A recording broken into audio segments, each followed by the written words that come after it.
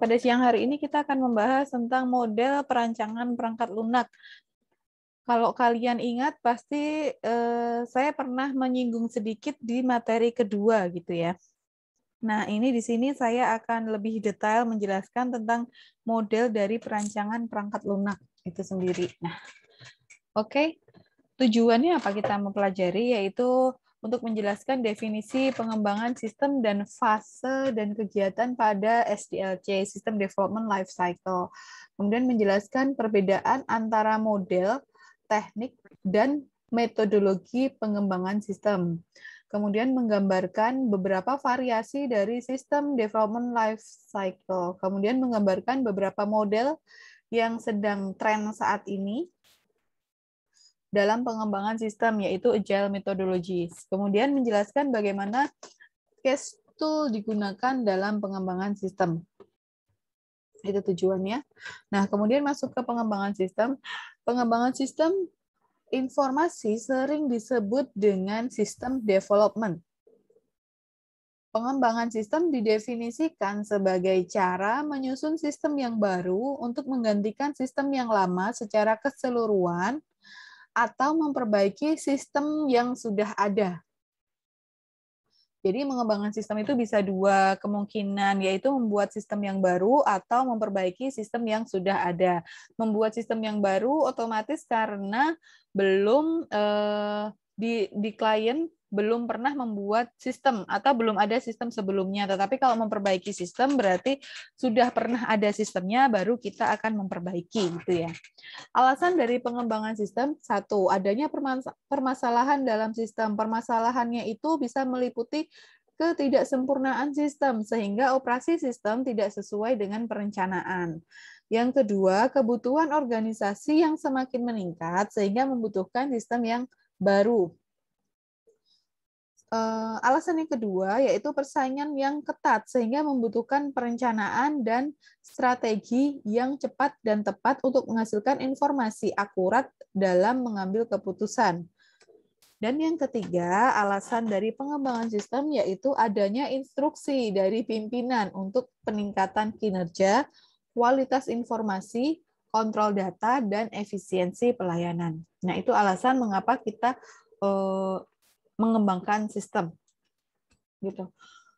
Nah, ada sistem analisis, ada sistem development, atau ada analisis sistem, ada pengembangan sistem. Nah, kita akan lihat masing-masing. Sistem analisis yaitu upaya untuk mendapatkan gambaran bagaimana sistem bekerja dan masalah-masalah apa saja yang ada pada sistem. Menurut Kristanto tahun 2003, proses mengumpulkan dan menginterpretasikan kenyataan-kenyataan yang ada, mendiagnosa persoalan, dan menggunakan keduanya untuk memperbaiki sistem. Di sini ada tahapan-tahapannya. Yang pertama, identify, mengidentifikasikan masalah. Yang kedua, understand, memahami kerja dari sistem yang ada. Yang ketiga, analyze, menganalisis sistem. Dan yang keempat, report, membuat laporan hasil dari analisis. Kemudian yang sistem development merupakan langkah-langkah mengembangkan sistem informasi yang baru berdasarkan gambaran cara kerja sistem dan permasalahan yang ada. Metodologi pengembangan sistem atau sering disebut dengan SDLC ya. Sistem Development Life Cycle, metodologi umum yang digunakan untuk mengembangkan sistem informasi. SDLC merupakan metode pengembangan sistem yang paling tua.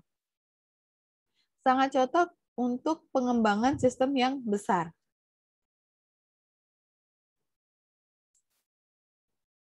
SDLC tidak sesuai atau tidak cocok untuk small scale project. Kenapa? Satu, karena banyak memerlukan sumber daya dan tidak fleksibel.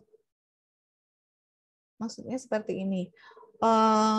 SDLC itu kan untuk pengembangan sistem yang besar ya. Sehingga kalau sistem yang besar itu pasti membutuhkan sumber daya yang banyak. Nah, Sehingga SDLC ini tidak cocok ketika digunakan untuk small scale project, artinya project yang kecil, karena project yang kecil pasti tidak membutuhkan sumber daya yang besar, supaya budgetnya tetap aman gitu ya.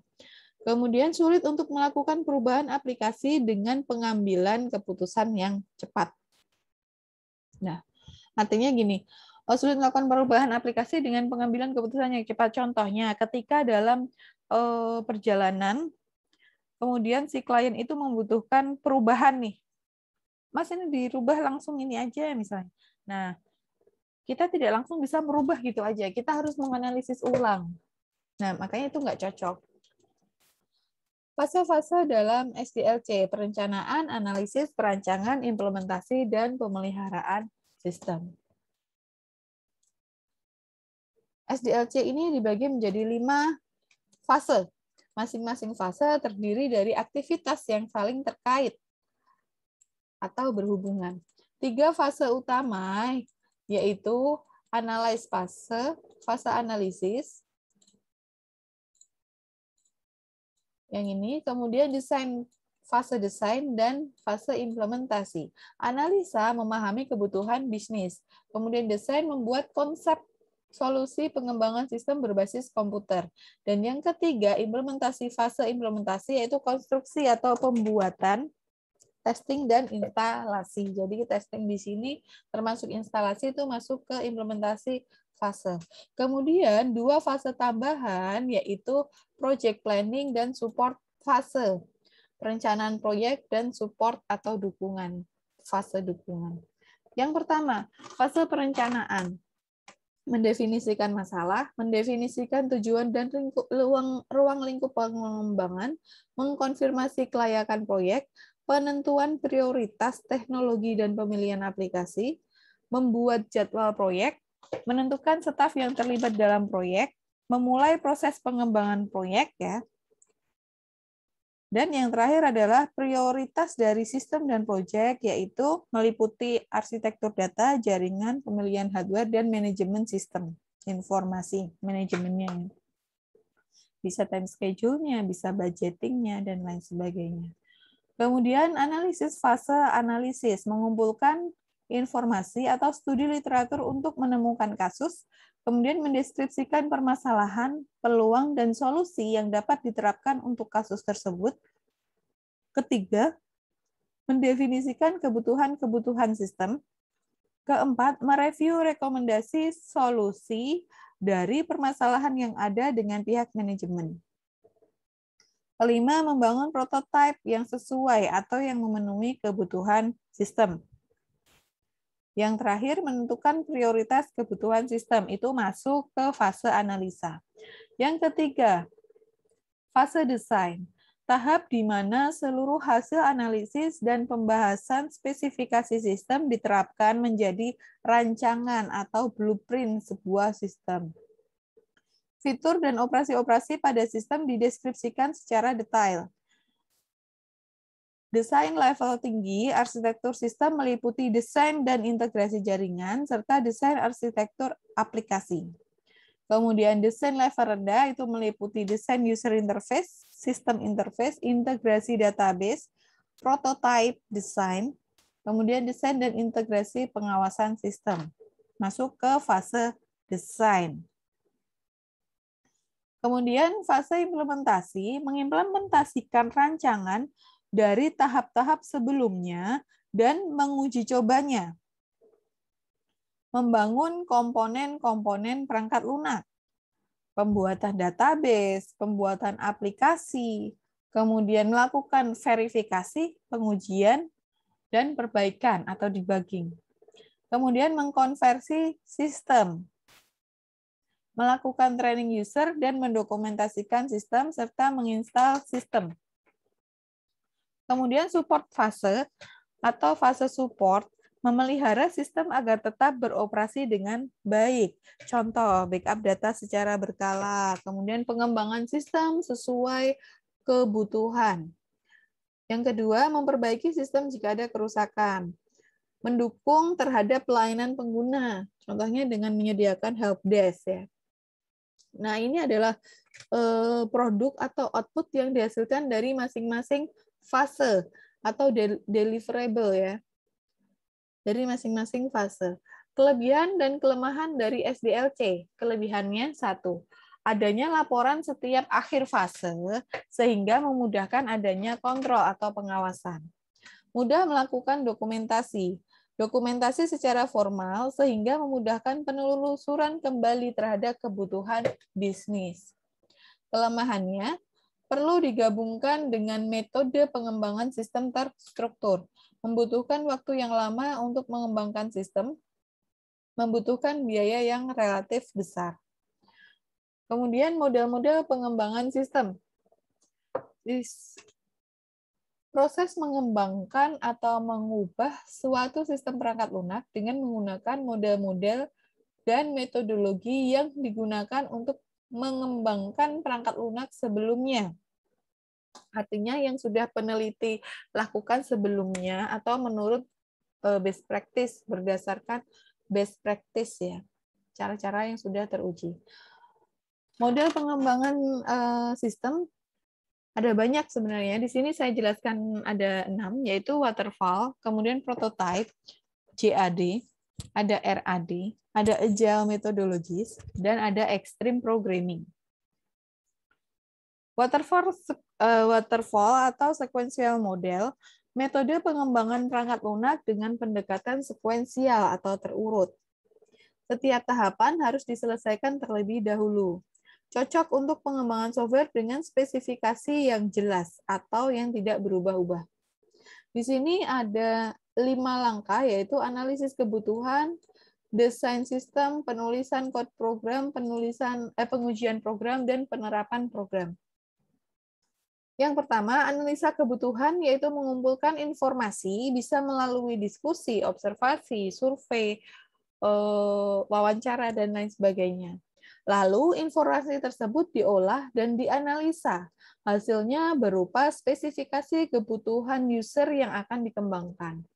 Kemudian yang kedua adalah desain sistem, mengubah spesifikasi kebutuhan menjadi atribut sistem sebelum penulisan program dimulai.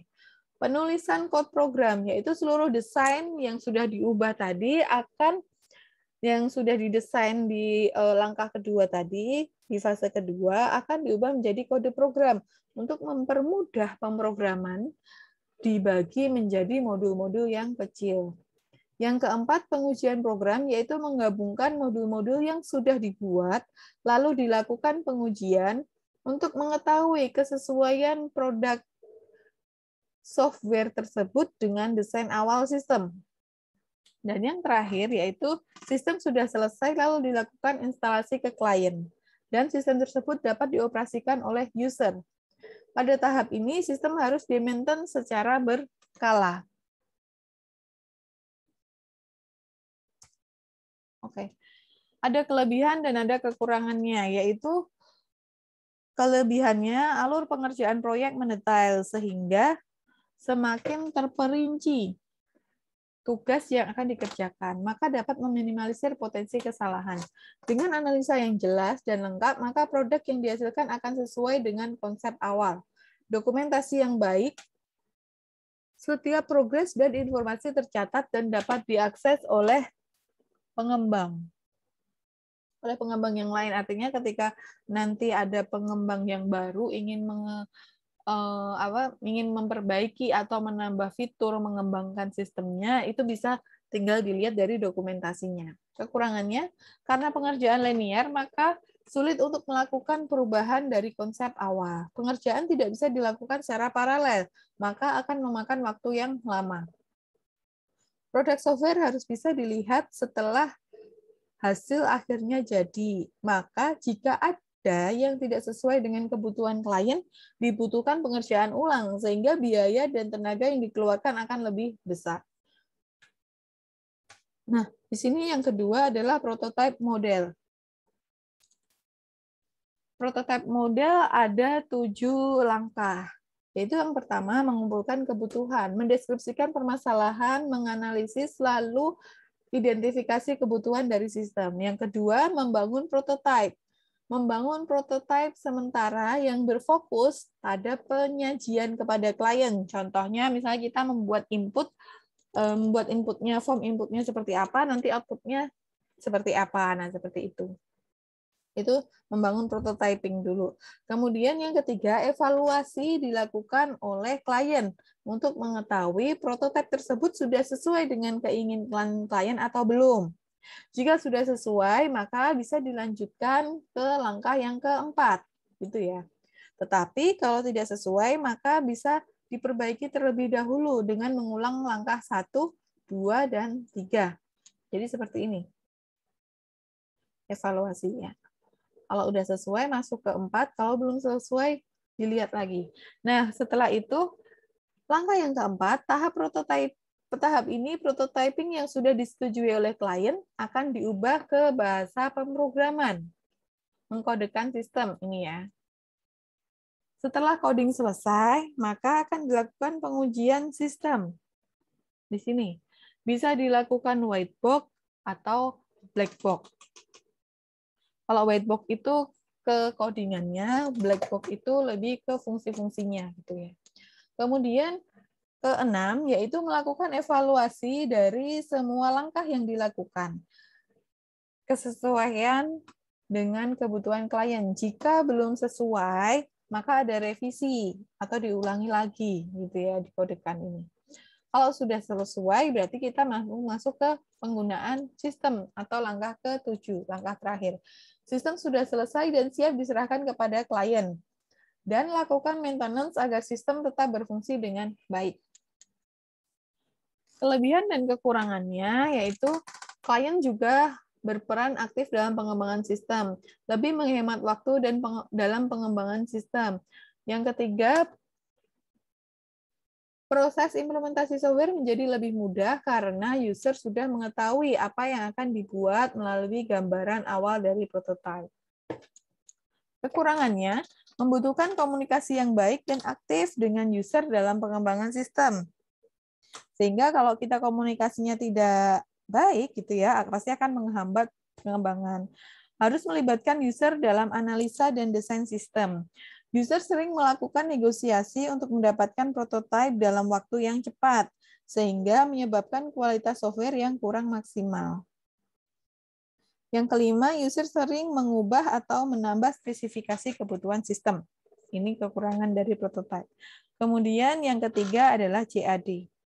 Joint Application Design merupakan kerjasama tim yang terstruktur antara pemakai sistem, atau user, manager, dan ahli sistem informasi atau analis untuk menentukan dan menjabarkan permintaan pemakai, teknik yang dibutuhkan, dan unsur rancangan eksternal.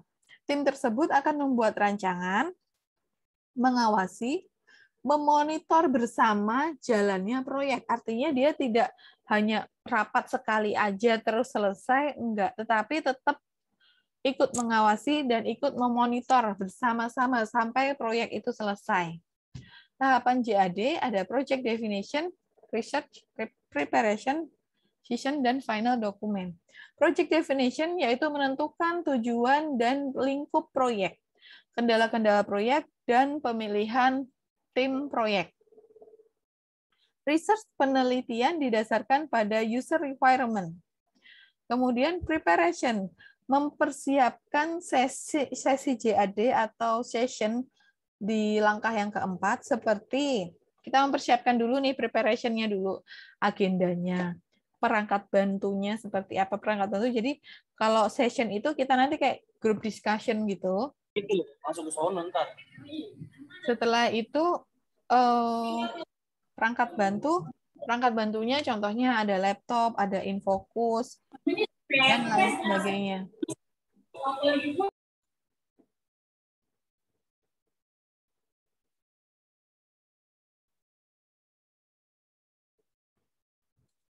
Kemudian saya lanjutkan.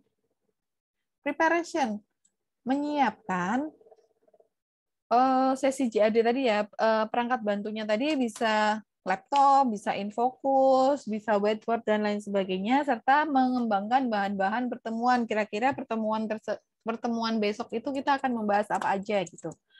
Yang keempat, session itu sendiri ini yang paling penting, yaitu di mana session ini memfasilitasi pertemuan dalam memecahkan communication gap antara user, manager, dengan perancang, dengan teknik kolaborasi dan group discussion. Ini jadi seperti work group gitu ya, work group.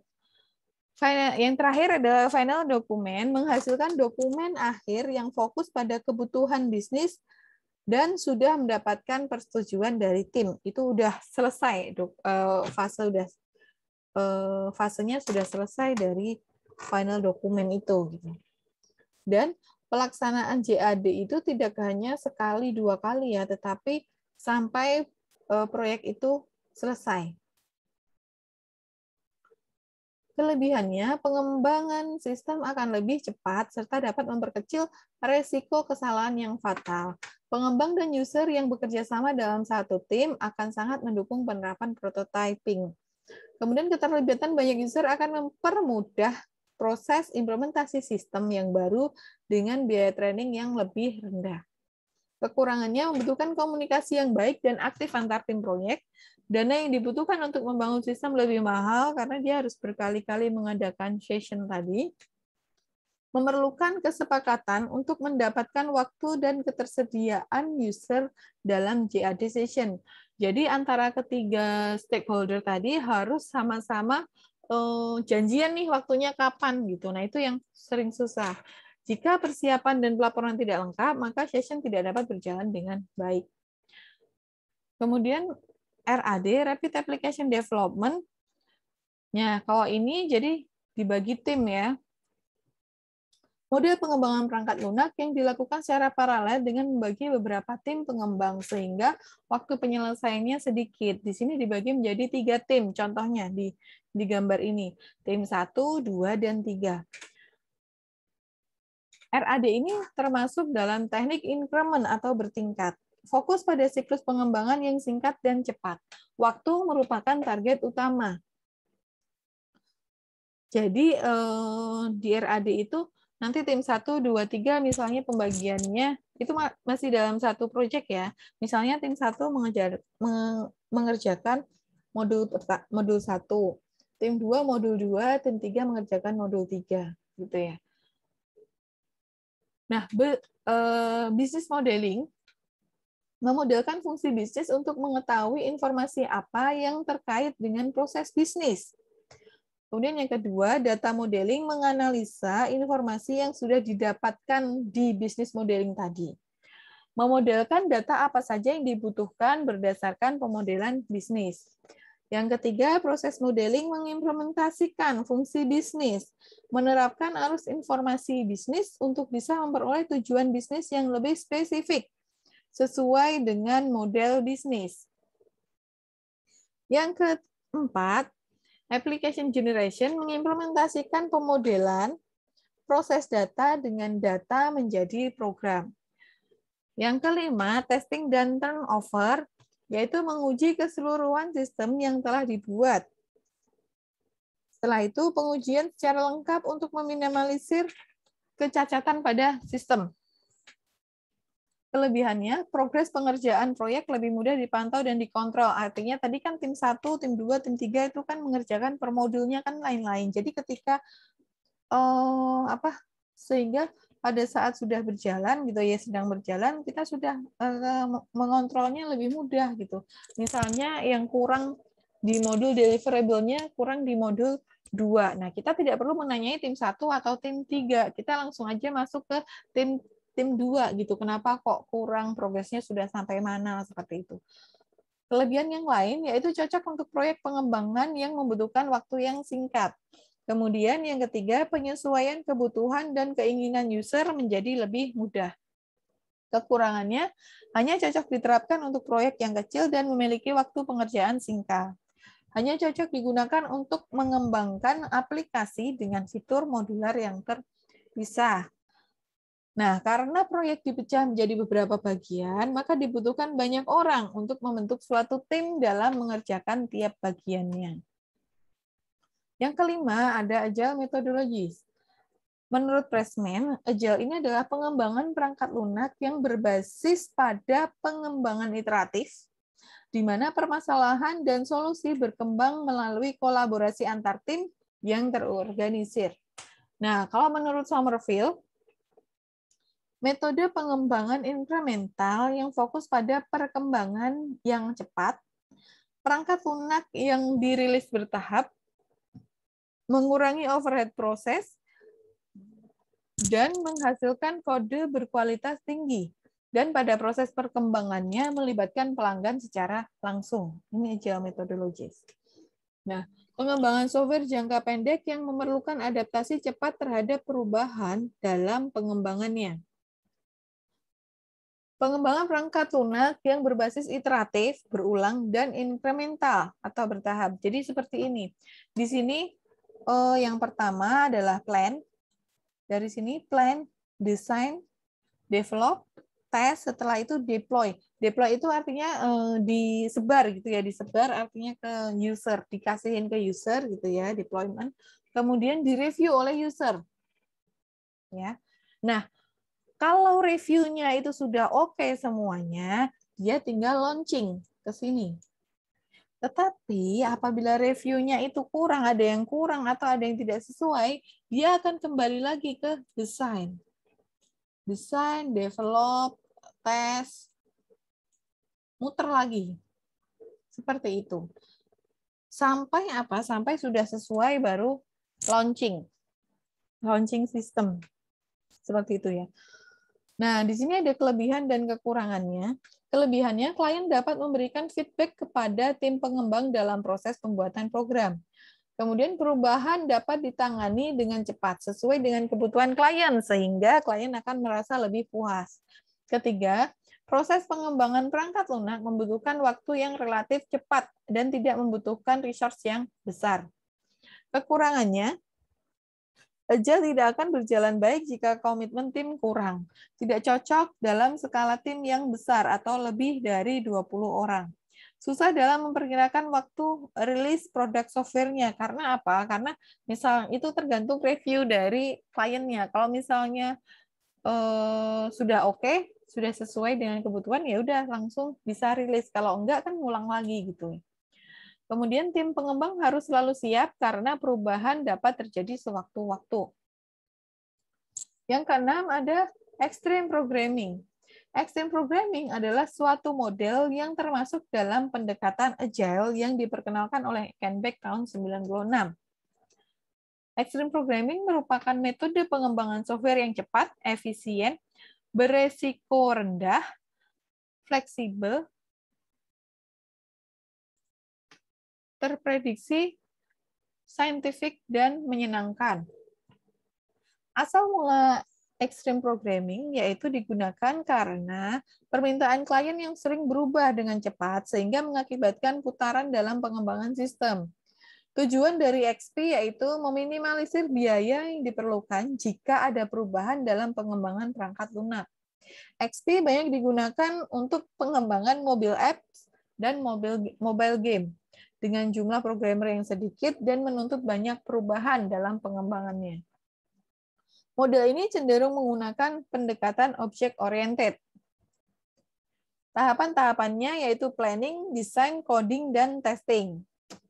Tim yang dibentuk berukuran antara kecil sampai medium. Tidak perlu menggunakan sebuah tim yang besar.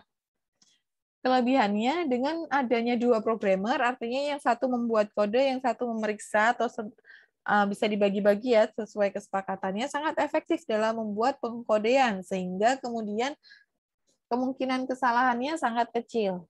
Feedback yang sangat cepat, setiap kesalahan ditemukan, maka akan langsung diperbaiki, sehingga klien lebih puas karena merasa dihargai ya, feedbacknya dihargai, langsung ditindaklanjutin gitu ya.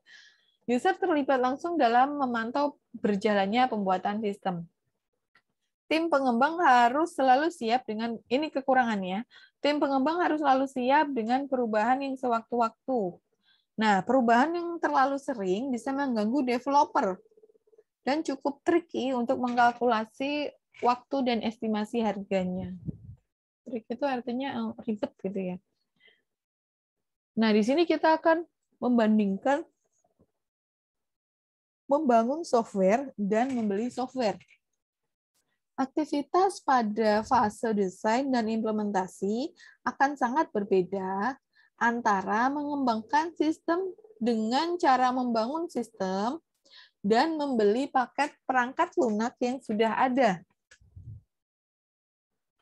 Nah, ini membangun yang sebelah kiri, yang sebelah kanan ada membeli. Membangun fase desainnya, mengembangkan spesifikasi user interface, database, dan aturan bisnis.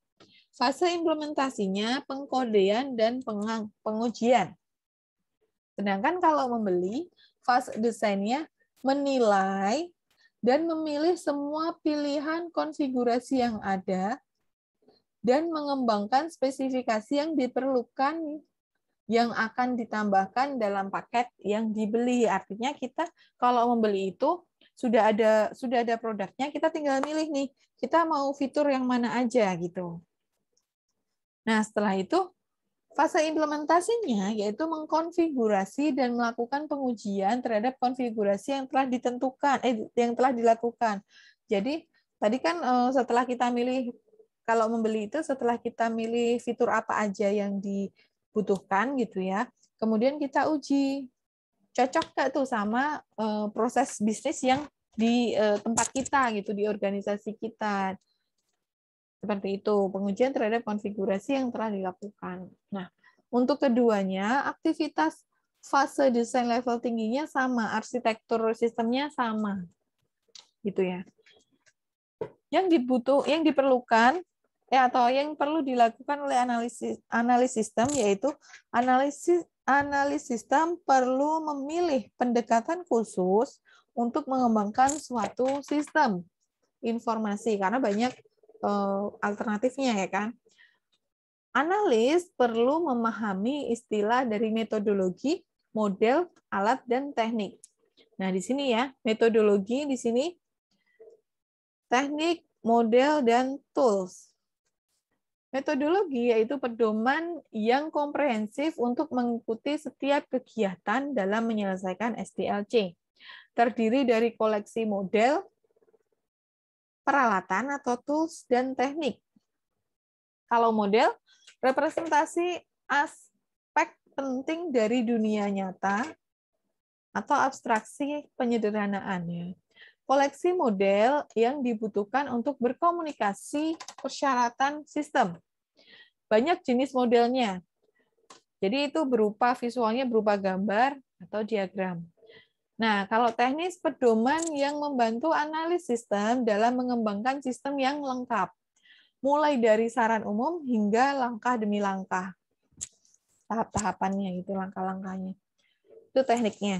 Kalau tools, yaitu perangkat lunak pendukung yang membantu membuat model atau komponen proyek lainnya.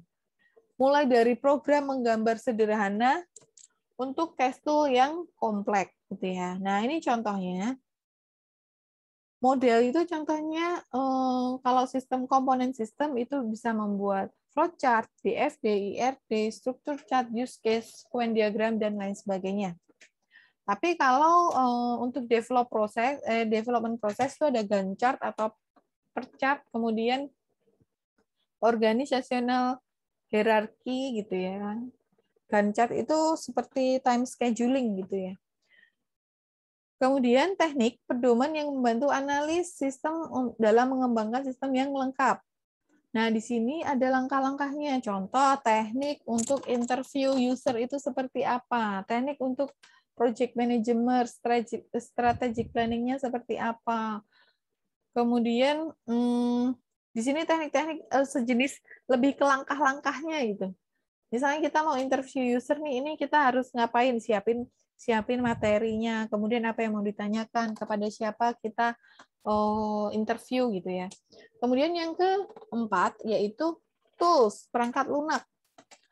Bisa drawing graphic application, bisa case tool, bisa IDE, bisa code generation, generator tool, dan lain sebagainya. Ini contoh-contohnya ya. Kesimpulannya, metodologi merupakan kumpulan teknik yang digunakan untuk menyelesaikan semua kegiatan SDLC. Teknik akan menghasilkan model yang digunakan sebagai dasar perancangan sistem. Analis sistem menggunakan alat atau tools untuk menyelesaikan kegiatan dan untuk menghasilkan model tersebut.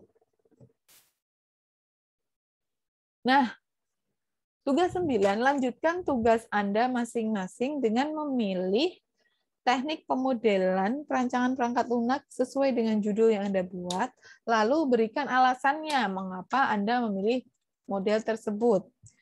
Kemudian tugas yang lain tetap melanjutkan yang analisis permasalahan, alternatif, aturan bisnis, dan dekomposisi sistem yang diusulkan.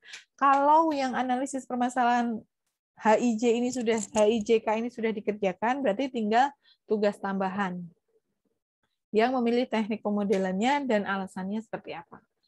Alhamdulillah, semoga ilmunya bermanfaat. Amin ya. Semoga pertemuan ini kita tutup sampai di sini ya. Sekian. Assalamualaikum warahmatullahi wabarakatuh.